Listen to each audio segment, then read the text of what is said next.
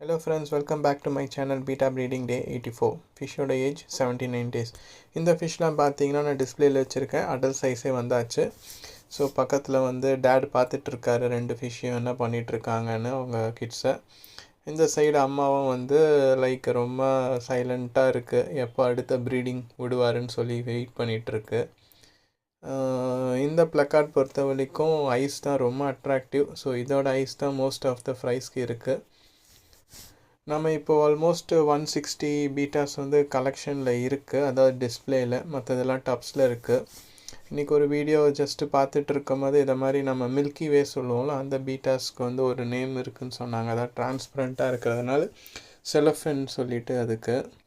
So ஒருத்தர் explain பண்ணிகிட்டு இருந்தார். ஆல்மோஸ்ட் 76 டைப்ஸ் ஆஃப் பீட்டா இருக்கான் based on the shade and ஷேப்பில்.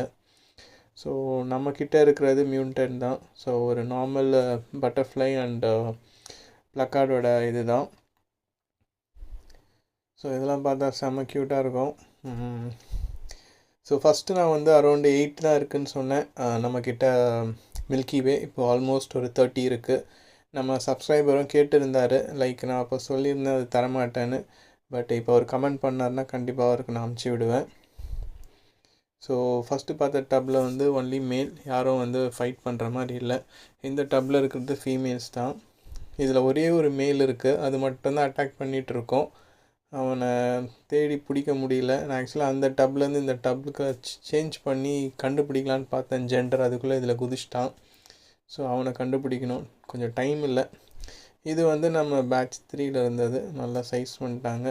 நான் ஆல்மோஸ்ட் ஒரு 1 வீக் பிஃபோர் எக்ஸ்பிளைன் பண்ணியிருப்பேன் டியூபிஃபிக்ஸ் வந்து எப்படி வந்து அலைவாக வச்சுக்கிறதுன்னு நம்ம ஃபிஷ் டேங்க்லேயே.